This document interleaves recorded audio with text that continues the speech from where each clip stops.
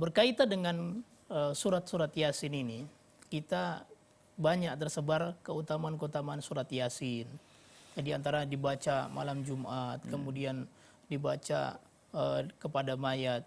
Setelah diteliti oleh para ulama, mereka mengambil kesimpulan bahwa keutamaan khusus yang berkaitan dengan surat Yasin ini ternyata hadisnya itu antara hadis lemah dan hadis yang palsu. Sehingga tidak bisa diamalkan. Itu kesimpulannya. Sedangkan berkaitan dengan pembacaan Yasin kepada orang yang meninggal, maka ini terdapat beberapa riwayat. Di antaranya adalah hadis yang masyhur ini ya, diriwayatkan oleh Imam Abu Dawud, Ibnu Majah, Imam Ahmad dan lain-lain, banyak yang meriwayatkannya. Rasulullah SAW bersabda, "Iqra'u ala mautakum Yasin." Bacakanlah Yasin atas mauta kalian, atas orang mati di antara kalian. Ya, hadis ini sebagaimana saya sebutkan tadi diriwayatkan oleh Imam Abu Daud. Tetapi para ulama, di antara Ibnu Hajar, Imam An-Nawawi, mereka melemahkan sanadnya. Ya, Imam An-Nawawi menyatakan hadis ini sanadnya lemah walaupun Ibnu Mas'ud mendiamkannya, katanya. Kemudian ada juga dalam riwayat yang lain Rasulullah SAW disebutkan kepada Rasul, faqra'uha inda mautakum, dan bacakanlah Yasin itu kepada mauta kalian, kepada orang yang mati di antara kalian.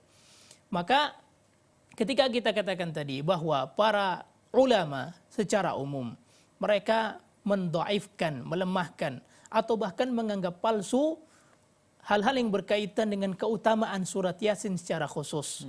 Begitu pula pembacaan Yasin kepada orang yang telah meninggal. Ini hadisnya dihukumi lemah sehingga kita tidak bisa menjadikannya sebagai landasan untuk beramal. Ya. Kalau mau kita perhatikan sebenarnya, kita anggap, padahal kan tidak sahih ya. Seandainya hadis itu misalnya bisa diamalkan, Iqra'u ala mautakum Yasin. Bacakanlah surat Yasin kepada mauta kalian.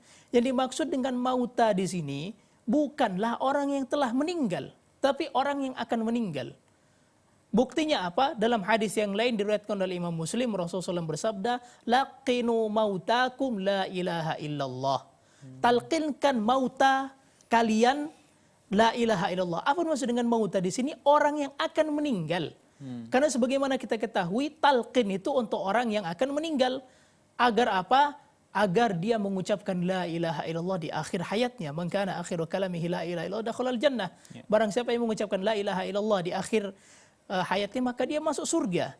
Ya. Jadi kalau misalnya hadis tersebut bisa diamalkan, maka pembacaannya adalah ketika dia akan meninggal, bukan ketika dia setelah meninggal. Para pemirsa melakukan Allah Subhanahu wa taala, perlu saya tegaskan di sini, dan kita semua hafal mungkin ayatnya. Alif lam mim zalikal kitabu la raiba fihi hudal lil muttaqin. Alif lam mim, kitab Al-Qur'an itu tidak ada keraguan padanya. Hudal lil muttaqin, petunjuk bagi orang yang bertakwa.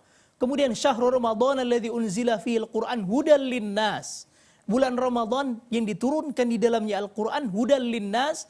Al-Quran tersebut adalah petunjuk bagi manusia. Di awal surat Al-Baqarah, Allah menyebutkan petunjuk bagi orang yang bertakwa. Kalau saya boleh bertanya, orang yang bertakwa atau annas, manusia, yang dimaksudkan Al-Quran sebagai petunjuk itu untuk orang yang hidup atau untuk orang yang mati? Pasti kita semua mengatakan Al-Quran itu untuk orang yang hidup. Jadi mengapa membacakan untuk orang yang sudah meninggal? Orang yang hidup itu lebih membutuhkan untuk dibacakan Al-Quran agar Al-Quran itu bisa menjadi petunjuk bagi dia. Yang kita perhatikan, ya Allah, terkadang orang tersebut di masa hidupnya tidak pernah sekalipun dia mendengarkan Al-Quran.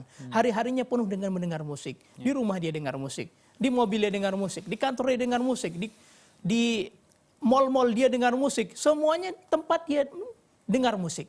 Kemudian ketika dia meninggal dibacakan Al-Quran, baru sibuk didengarkan Al-Quran untuk dia. Padahal orangnya sudah meninggal. Maka ini merupakan realita yang sangat menyedihkan. Ya. Jadi kita tidak membacakan Yasin tersebut kepada orang yang telah meninggal. Ya. Ini sebetulnya pembahasannya masih panjang, tapi kita cukupkan saja sampai di sini.